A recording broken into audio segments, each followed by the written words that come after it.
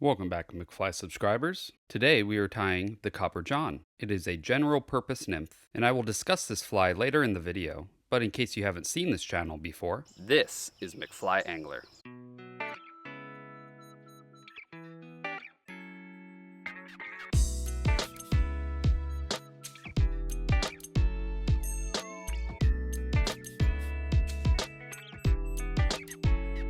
And it starts now. Now to start, put the hook and bead securely in your vise. The hooks I'm using today are these resin barbless 9231s, and these are a 2x long hook, which you will want. And that's so you have room to put the bead on there. And today I'm tying a size 12. For the bead, resin's brass beads in gold work great, and these 3.2mm fit the hook perfectly. You will also want some .015 size lead wire, and I find that it's helpful to put the bobbin in a holder. Start with 6 wraps of lead, and it's easy to break off with your nail.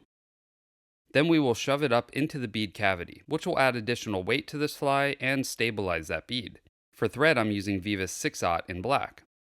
Start the thread right behind the lead wraps, and snip or snap off the waste. Wind up through the lead wraps a bit, and make sure you flatten any pieces sticking up. Then bring your thread all the way down to the start of the bend of the hook. And make a couple wraps there to form a bump. Then leave your thread directly behind that bump. Now we need some goose biots in brown. Strip 2 off and then clip off the base so that they are separated. Now we need to turn one around and place them so they are back to back, and their tips are aligned. See, they curve slightly, so now they are splayed outward away from each other. Now measure out a short tail, about a hook gap width, and split them on either side of the hook shank, and then tie them down with a couple tight wraps. As you tie back closer to that bump, it will splay them outward, forming a nice split tail on the fly. Now we need some wire, and for this size fly I use a medium size wire. The copper color is the most common to use, hence the name copper john. Pull off 4 to 5 turns of wire before snipping off with some wire cutters. This should tie 3 to 4 of these flies. You will want to tie this in on the side of the fly that is furthest from you. It's easier to do this if you have a rotary vise. Also, make sure that the wire extends up to the lead wraps to keep that taper going. Make some very tight wraps near the tail, and then bring your thread up the hook shank, tying down that wire and biots as you go. Now snip off those biot ends if they're extending past the lead wraps. Finish winding up the fly until you reach the bead. And then to form a taper, we will wind all the way back down with even wraps until you reach about a bead length shy of the tail, and then back up. Now we will start winding the wire on, forming a ribbed abdomen. The first wrap is rather difficult, but try to get it as close as you can to that tail. You cannot wrap over that tail though, as it will reposition the tail. So there will be a small little section where the thread is visible, and that's okay. Just keep winding up the hook with touching wraps. Make sure you do not have any gaps though, as they are very noticeable. You will want to also make sure that these wraps are very tight.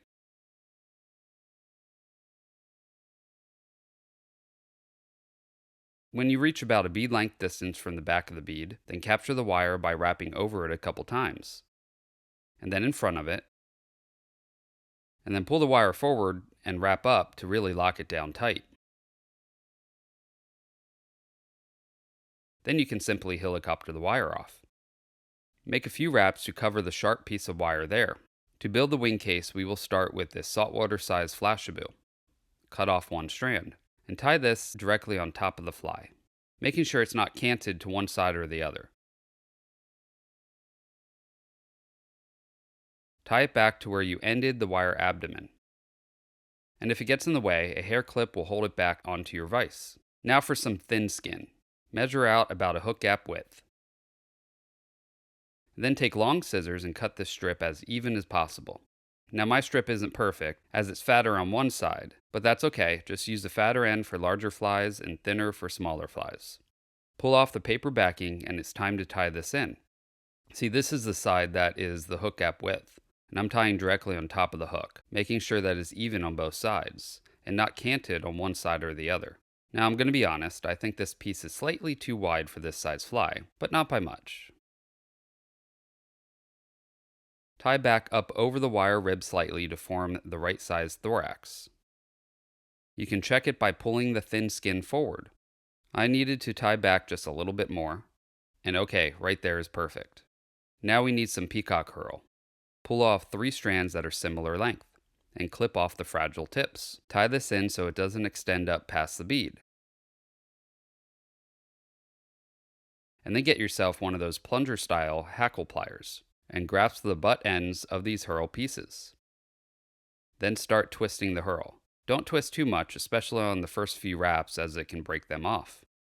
Once twisted a bit, then make one wrap right at the base of the thorax, and then twist the herl up a bit more and wrap again. Keep twisting and wrapping until you reach the bead and then capture the herl. Wrap over the herl a couple times and in front, and then over it once more, and usually you can just break the herl off clean. But as I stated in my previous video, this never seems to work on camera. Always does off camera though. So I don't know where I picked up this little hen saddle patch, but it's perfect for making the legs on these flies. However, I will link below to a good hen saddle patch that will work on these. So pull off one feather, and then we will strip all but just one small part of the top of the feather off. Now put that piece in your finger and take the tip of your scissors and clip off the center. You will be left with a V shape like this. Lay that directly on top of the thorax and make one light wrap of thread to hold it down.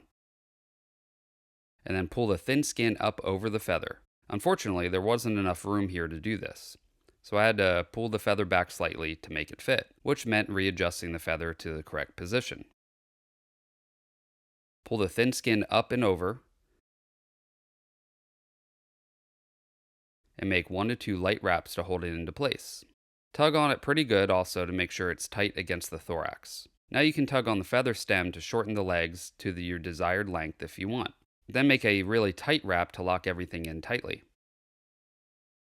Then pull the flash up and tie that in as well, ensuring that everything is straight on top.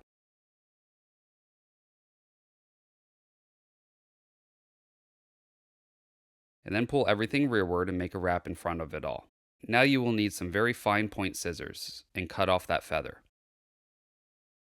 And then cut the thin skin and flash as well. Now I like to make 2 angled cuts for the wing case here. Sometimes you will need to trim up any parts that are a bit too long. But then when you're happy with it, whip finish the fly, and try to cover most of the tag ends of the thin skin and flash. So here I am making sure that the flash is straight on top. You can still make fine adjustments here if you need at this point. Make sure the whip finish ends on top of the fly and then trim off the waist. Now we need some UV resin. The Solarez medium viscosity is perfect for these flies. Squirt a drop on top, making sure some extends back to the wire abdomen, and then use a bodkin to spread this around, ensuring that the entire wing case is covered. Then turn the fly upside down while you grab your UV light. Now cure your resin with your UV light and it will turn hard.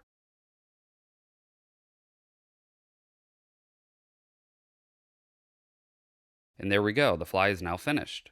As you can see, the UV resin really enhances that flash on the wing case. Any part of the wing case that wasn't cut off smoothly or covered by the whip finish gets completely covered and is not noticeable anymore. Being covered completely by wire and also having a bead with lead wraps under the bead makes this an extremely heavy fly that sinks very quickly. That makes this a great lead fly to get your rig down quickly to the bottom. There are many theories on what bug this imitates, but I'm going to be honest, I don't think it imitates anything. I mean, you could argue it kind of looks like a stonefly nymph, or maybe even a really large mayfly nymph, possibly. I think though, this is simply nothing more than an attractor. Something that the trout think, well, what the heck is that? And then come in for a closer inspection. Now sometimes they decide to give it a taste, and other times they see your more natural trailing fly behind it and go for that. But no matter what this fly mimics, no one could argue its success and effectiveness. This is a true general purpose nymph, being able to fish many different conditions, for many different types of hatches. In fact, it's not just a trout fly. I've had great success for some warm water species like bass and sunfish as well with this fly. So not only can you tie this with copper wire, but you can use other colors as well. Here's a red one, but I've seen some in chartreuse, all black, silver, and more. So get creative and tie these in other colors to fit any conditions you need. Alright, well, I'm on my way to filling up this general purpose nymph box. I was able to tie up a few more of the pheasant tails I tied for you guys last week, and I will be working this week on tying more copper johns. So for the month of March, I am doing a series where I tie different general purpose nymphs every single week. Last week, as I just stated, I tied a bead head pheasant tail for you all. And next week, I plan on tying a bead head hare's ear. So make sure that you guys are subscribed and hit that bell notification so you don't miss any future videos. Oh, and in case you guys were wondering where I got these awesome fly boxes, I actually sell them on Amazon with free shipping. They are waterproof and super thin, which means you can fit them in most shirt pockets. Or you can bring multiple boxes with you even in a small chest pack, allowing you to organize each box by fly type, like this general purpose Nymph box. What's really cool is that the silicone backing is self-healing. It will not end up all beat up like you see with the foam back boxes. I will link to my Amazon storefront below in the description section of this video if you're interested. Your purchase helps support this channel and also gets you some great fly boxes. Also, don't forget to check out my sponsor, Resin Fly. They made the hooks I use today, but they also make some of the best fly rods and reels for the money I have ever used. Best off, they're offering you all a discount. So if you're in the market for a new rod or a bunch of hooks or beads, go to www.risenfly.com and type in McFly at checkout and they'll give you 15% off of your first order with them. Alright, well thanks for watching everyone. If you guys like this video, please hit the like button. I will see you on the next video. Now you go catch some fish.